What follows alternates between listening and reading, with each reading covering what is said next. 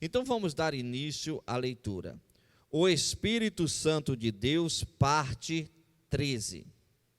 O Espírito Santo é a terceira pessoa da Trindade e desempenha um papel vital na vida espiritual do crente. Ele é responsável por nos guiar, capacitar e nos fortalecer na nossa jornada de fé. Sem o Espírito Santo, estamos correndo o risco de esfriarmos na fé.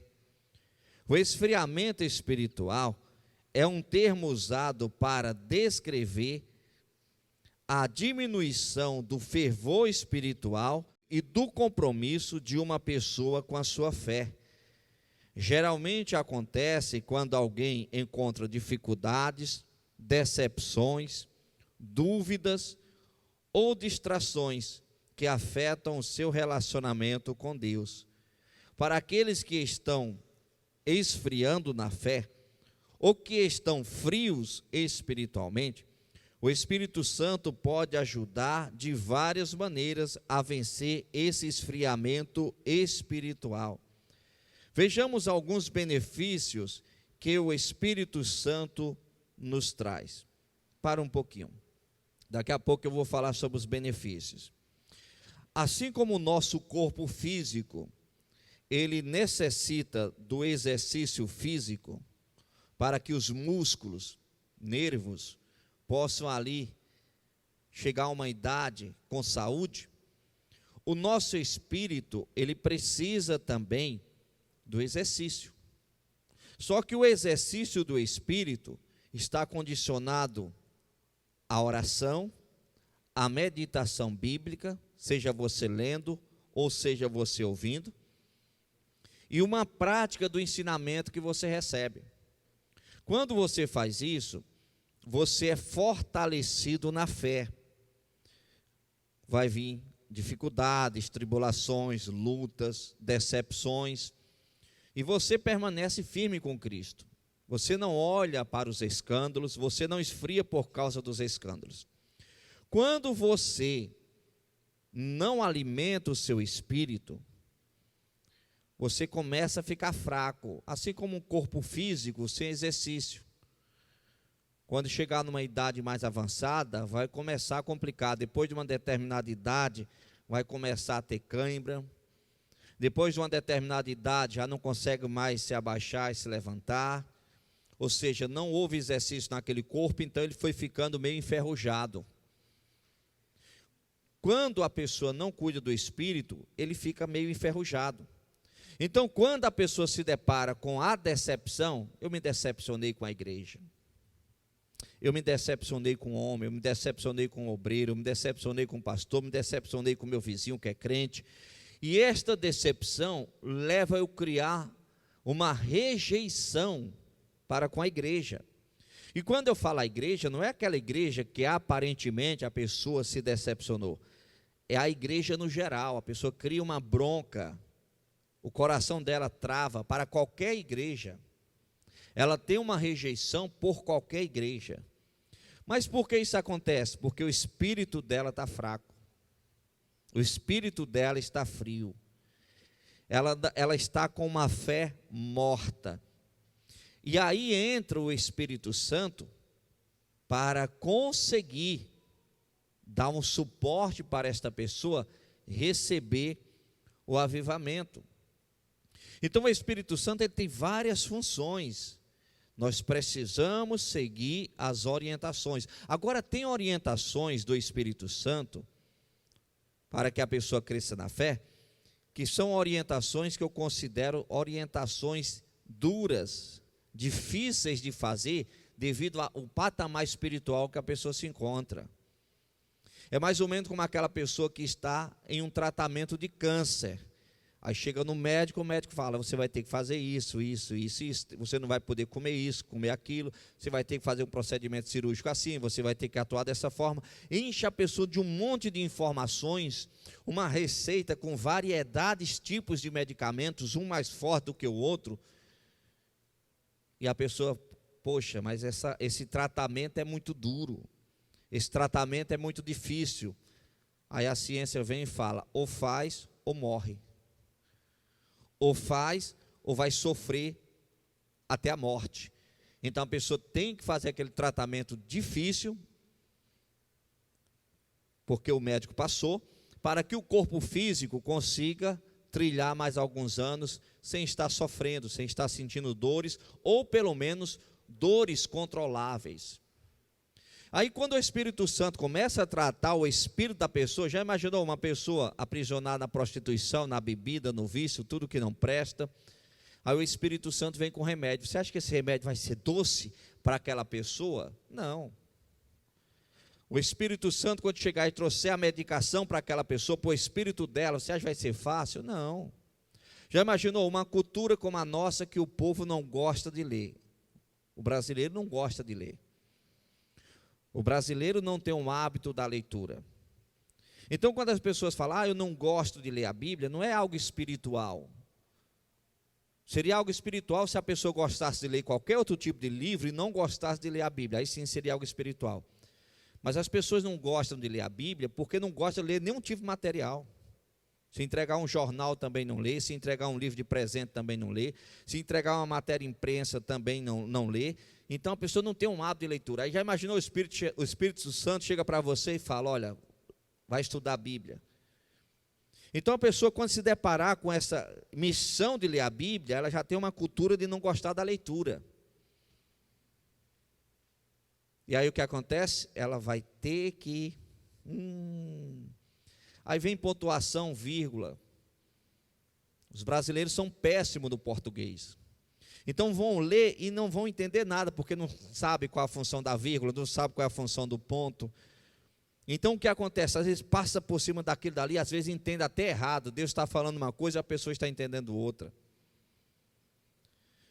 Mas conforme a pessoa vai se esforçando, o Espírito Santo vai vendo o esforço da pessoa, a pessoa começa a ser aprimorada, a pessoa começa a ser fortalecida na fé, a pessoa começa a ganhar ânimo. Chega um momento que o Espírito Santo fortalece de tal forma que ela não quer mais saber da prostituição, ela não quer mais saber do pecado, ela não quer mais saber do engano. E quando ela está assim, do jeito que eu estou falando, ela arrebenta na fé, na graça, ela arrebenta na fé na Assembleia, ela arrebenta na fé na Mundial, ela arrebenta na fé na Plenitude, ela arrebenta na fé na Batista, ela arrebenta na fé na Universal, ela arrebenta na fé em qualquer igreja que ela tiver. Porque ela está seguindo aquilo que é necessário para que o espírito dela seja avivado e fortalecido. Agora, quando a pessoa não segue isso, se dá mal na Universal, se dá mal na Batista, se dá mal na Mundial, se dá mal na Graça, se dá mal na Plenitude, se dá mal em qualquer ministério que tiver. Por quê? Porque esta pessoa, ela está morta espiritualmente. E não é a placa da igreja que vai fazer com que ela se levante.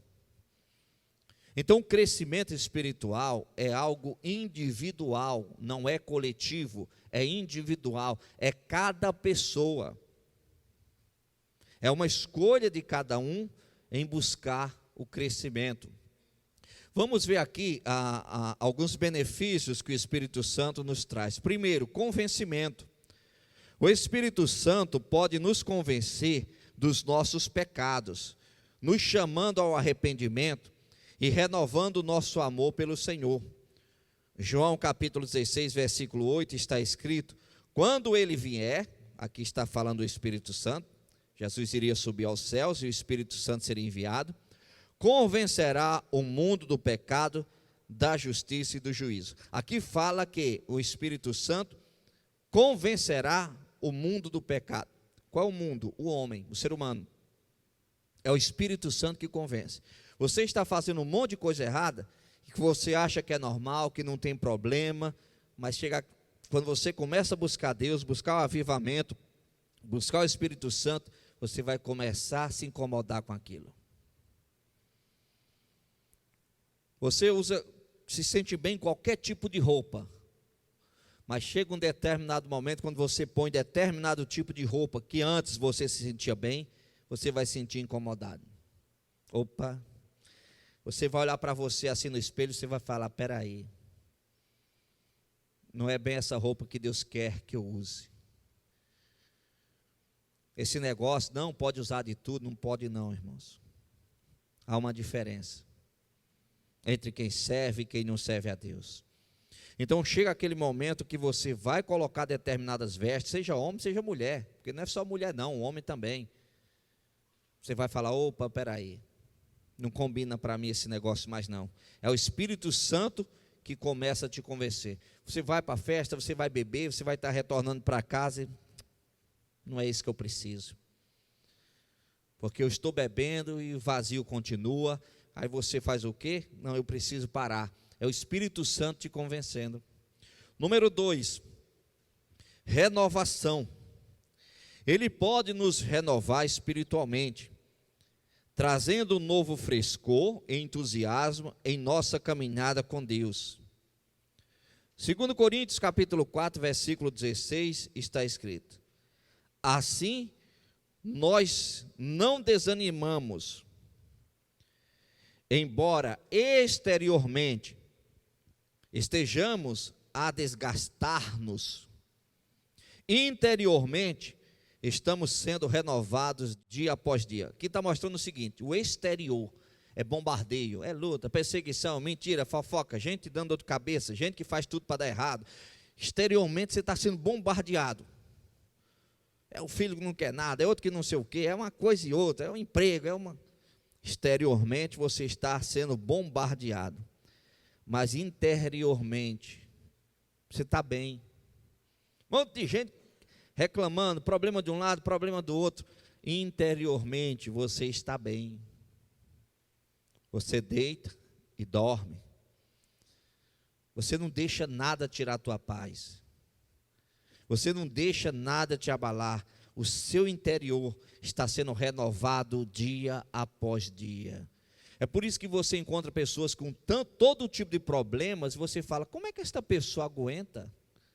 Como é que esta pessoa consegue lidar com tudo isso? Mas o interior dela tem paz, está bem, ela sabe lidar com aquilo, o Espírito Santo capacita ela. Já tem pessoas, irmãos, ela não sabe lidar nem com resfriado. Ou seja, ela não sabe lidar nem com um problema pequeno. Qualquer problema ela já se perde, já perde o sono, a vida dela já vira um inferno. Está precisando o quê? Uma renovação. O Espírito Santo precisa renovar o seu interior. Número 3, o ensino. O Espírito Santo pode nos ensinar mais facilmente sobre a palavra de Deus, nos ajudando a entender, a aplicar suas verdades em nossa vida diária. João capítulo 14, versículo 26 está escrito: mas o Consolador, que é o Espírito Santo, a quem o Pai enviará em meu nome, esse vos ensinará todas as coisas e vos fará lembrar de tudo o que vos tenho dito. Esse vos ensinará todas as coisas e vos fará lembrar de tudo o que eu vos tenho dito. Então o Espírito Santo, ele tem esse poder de nos ensinar. Quando você começa a ler a Bíblia, você está aprendendo com o Espírito Santo. Quando você vai no culto e recebe uma pregação, você está aprendendo com o Espírito Santo. Quando o pastor cita ali um exemplo de um acontecimento ou de um caso que ele conhece, de como uma pessoa lidou com um problema, você está aprendendo com o Espírito Santo. Então o que acontece? Você está cheio de informações, o Espírito Santo encheu de conteúdo. Aí quando você se depara com aquela situação, o Espírito Santo te lembra daquele caso que você leu, ou de uma pregação que você ouviu, ou de um exemplo que o pastor ou qualquer outra pessoa citou, e aquele momento o Espírito Santo te lembra e você sabe como proceder. Agora, irmãos, quando as pessoas estão vazias, cheias de problemas, o Espírito Santo não traz nada. Como é que o Espírito Santo vai ajudar? Como é que o Espírito Santo vai trazer à memória algo que a pessoa nunca aprendeu? Deixa eu falar aqui para a juventude que estuda. Quando você vai fazer um trabalho específico sobre determinado assunto. Aí vamos criar aqui um tema, certo? Covid-19. O que você vai escrever ali, você precisa colocar alguns referenciais, você precisa colocar ali alguns livros que você leu para fazer aquele trabalho. Quando você tem um hábito da leitura dos livros, quando o professor lança o tema, você já vai saber, aquele livro tal fala sobre isso, aquele livro tal fala sobre isso, aquele livro tal fala sobre isso. Você pega as informações e põe no trabalho. Quando você não lê nada, quando o professor lança o trabalho sobre Covid, um exemplo, você vai ficar desesperado. Você vai colocar o quê se você não sabe nada, se você não leu nada? Então você não consegue ter aquele suporte. A sua mente não consegue trazer as informações porque você não leu. Espiritualmente é assim. Quando você lê a Bíblia, escuta a pregação, quando você louva, o Espírito Santo traz conteúdos para a sua mente. Quando você se depara com uma determinada situação, o Espírito Santo leva a sua mente para aquela informação, para aquele conteúdo, e você sabe como agir. E Deus tem formas diferentes de falar com cada um de nós. Às vezes um louvor de 5 minutos é uma frasezinha, 3 palavrazinhas que tem ali, que fala o teu coração, e aquilo dali aviva a sua fé. Então o Espírito Santo, ele nos ensina, e ele nos lembra aquilo que ele nos ensinou, para que nós possamos colocar em prática no momento correto, no momento necessário. Um exemplo, referente aos servos de Deus, Jesus nunca prometeu flores, Jesus prometeu que estaria conosco até o fim. Jesus nunca prometeu flores, vai ser flores, é só vitória, é cristão, vai arrebentar. Não, Cristo prometeu que estaria conosco. A quantidade de obstáculos ou não vai depender das leis daquele país, que tem um domínio sobre a população. Dependendo das leis, ser cristão naquele lugar é um pesadelo. Dependendo do país, dependendo das leis, ser um cristão naquele lugar é um luxo. Então a pessoa tem que entender que ela tem que estar preparada para tudo. Se ela não tiver essa preparação, quando a vida dela está tudo bem, tudo mil maravilhas, ela se depara com um obstáculo, ela se revolta com Deus, ela se revolta com a igreja. É como você encontrar pessoas, irmãos, que deixam de congregar porque o pastor não visitou, sendo que o pastor nem sabe que a pessoa não está congregando, porque é muita gente. Se uma pessoa dessa tivesse cheia de informações do Espírito Santo, quando ela pensasse em não congregar porque o pastor não visitou, até porque o pastor não sabe, e mesmo que o pastor soubesse, na hora o Espírito Santo ia dar uma rajada de Bíblia nela, ela ia falar: opa, eu estou indo para a igreja para cultuar a Deus, eu estou indo para a igreja para adorar a Deus, eu estou indo para a igreja para escutar o que Deus tem a falar, através do pregador. No passado ele usou até uma mula, usou até uma jumenta. Por que não pode usar aquele pregador, seja falho ou não? Então a pessoa vai conseguir ali permanecer na fé, porque o Espírito Santo trouxe o ensinamento, que falou com ele, com ela, há tempos atrás. E sabe o que é interessante? Quanto mais você se aviva na fé, as lutas e os obstáculos só fortalecem mais sua fé. O deserto, pode ter certeza, é uma escola de preparar guerreiros do Senhor. O cristão, quando ele passa pelo deserto, permanece firme com Deus e sai do outro lado do deserto, ele está preparado até para morrer. E é morrer mesmo, porque ele não nega mesmo. E não é negar Cristo, alguém com uma arma na cabeça, não. É não negar Cristo quando o desejo carnal bater na porta, quando a proposta indecente bater na porta. 4. Transformação. Ele pode nos ajudar a sermos transformados à imagem de Cristo, capacitando-nos a viver uma vida santa e a superar as tentações e desafios que enfrentamos.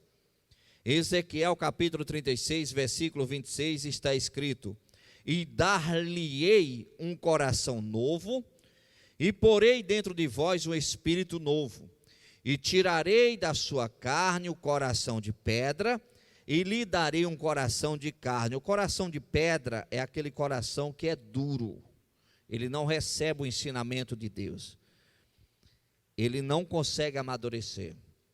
Estou aqui no Amazonas há 16 anos, certo? Tem gente que eu dou suporte de orientações há 16 anos, e a pessoa não saiu do mesmo patamar. A única coisa que mudou é que ficou mais velho. Só isso. Não houve maturidade espiritual nenhuma. Ou seja, continua com o coração de pedra. Mas por que continua com o coração de pedra? Porque não dá espaço para o Espírito Santo arrancar esse coração de pedra e colocar um coração de carne. A pessoa tem que pedir para Deus: Deus, arranca esse coração de pedra. Arranca esse coração de pedra que eu tenho. Eu preciso ter um coração de carne. O coração de carne significa um coração sensível, um coração humano, um coração que sente, um coração que está apto a receber o ensinamento e praticar o ensinamento. A promessa que Deus fez para o povo dele no passado era arrancar o coração de pedra e colocar um coração de carne. Esta promessa serve para nós. Às vezes, irmãos, para algum setor das nossas vidas, nós estamos com um coração de carne, mas para outro departamento das nossas vidas, às vezes estamos com um coração de pedra. Algumas orientações bíblicas, a pessoa consegue seguir. Para aquelas orientações bíblicas, a pessoa está com um coração de carne. Outras orientações bíblicas, a pessoa está com um coração de pedra. O Espírito Santo, ele deseja trazer a transformação. Número 5, para finalizar, orientação. Ele pode nos guiar em todas as decisões e direções de nossa vida, nos lembrando da vontade de Deus e nos capacitando a agir de acordo com ela. Provérbios capítulo 3, versículos 5 e 6 está escrito: confia no Senhor de todo o teu coração e não te estribes no teu próprio entendimento. Reconheça-o em todos os teus caminhos e ele endireitará as tuas veredas. Aqui começa falando: confia no Senhor de todo o teu coração. Nós temos que confiar em Deus até quando a ciência é contrariada, ou até quando perante a ciência é impossível. Um exemplo: Pedro andou sobre as águas. A física explica isso? Não, não tem explicação, vai contra a lei da física. Não tem como. O machado lá do Eliseu, que ele jogou lá, caiu na água e flutuou, tem explicação perante a lei da física? Não. Então vai contrariando 100% a ciência. Tem como uma mulher engravidar por obra do Espírito Santo perante a ciência? Não. Tem como uma mulher engravidar sem um contato, sem colocar dentro do ventre dela, do útero dela, ali aquilo que é necessário para que gere uma criança? Não. Aos olhos da ciência não tem como. É impossível. Aí vem Maria e engravidou. Então nós temos que entender que Deus tem hora que Ele contraria a ciência, tem hora que Ele contraria as leis da física. Aí aqui vem e fala: confia no Senhor de todo o teu coração. Ele começa falando isso, é de todo o coração. Não é com uma pequena parte, não, é de todo o teu coração. E não te estribes em teu próprio entendimento, e não seguir pelo seu entendimento, pelo seu conhecimento. Conhecimento do homem é falho. Conhecimento do homem, você pode ter certeza, é pequeno. E quantas pessoas estão querendo se guiar pelo conhecimento dos homens? Sabe o que eu acho interessante? No campo acadêmico, o livro do homem é aplaudido, a Bíblia Sagrada é criticada. Os livros dos homens estão buscando a verdade, a Bíblia é a verdade. Você imagina aí um livro, pega aí qualquer livro de 40 anos atrás, falando sobre a física, sobre a química, sobre a biologia, vê lá se aquilo que está há 40 anos atrás, se não houve alteração hoje. Então, naquela época, aquilo era considerado a verdade. Hoje, não, aquilo era aquilo ali foi aprender errado, não, foi errado, foi uma teoria errada, o certo é isso, ok. Vai a 40 anos atrás e vê a Bíblia. 100 anos atrás, vê a Bíblia. 200 anos atrás, 1000 anos atrás. A Bíblia é a verdade. A ciência iria arrebentar. As academias iriam arrebentar, que a academia é para buscar conhecimento. O objetivo de uma academia é a pessoa trazer trabalhos que possa ali trazer conhecimento, que esse conhecimento possa servir para ter uma população melhor. Já imaginou se a academia, se a ciência se unisse à Bíblia, e ao invés de ter como um livro atrasado, ultrapassado, tivesse, peraí, esse livro é um livro de história. É um livro que tem relatos que comprovam a existência dele. Já imaginou se o ser humano fizesse isso? Ia arrebentar. Já imaginou se os cientistas, ao invés de estar procurando, se o homem veio da galinha, parasse para analisar o que a Bíblia fala sobre a criação do homem, começasse a estudar mais detalhado essa parte, o homem vindo do pó da terra, iria chegar à conclusão, cientificamente, tudo que tem no corpo do homem, tem na terra. Mas a Bíblia, são poucos estudiosos que dentro de uma academia têm coragem de citar a Bíblia. Por quê? Porque se ele citar, ele é considerado um atrasado. Alguém que não evoluiu. Alguém que está com pensamento atrasado, ficou para trás essa pessoa. Já imaginou? Se as pessoas deixassem de se conduzir, como fala aqui, estribes, se as pessoas deixassem de se guiar pelos seus conhecimentos e buscassem mais a Deus, cresce mais em Deus, desse mais espaço para Deus. E olha que os cientistas olham para o universo,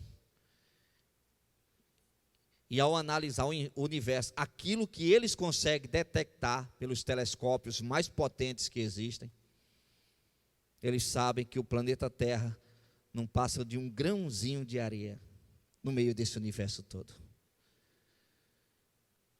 que é infinito. E mesmo assim as pessoas insistem em não querer dar crédito para um Criador de tudo isso. Então pare de ser guiado pelo seu conhecimento. Comece a buscar o conhecimento de Deus. Observe tudo. Retenha o que é bom. Próximo domingo, daremos continuidade, falando a respeito do Espírito Santo de Deus. Feche os olhos, por favor. Coloca a mão no coração. Pai, obrigado, Senhor, por esta mensagem que o Senhor nos trouxe. Venha, meu Deus, alcançar todas essas pessoas, que elas, sem exceções, possam ser cheias do Teu Espírito Santo. Abençoe a todos. Fortaleça a fé de todos.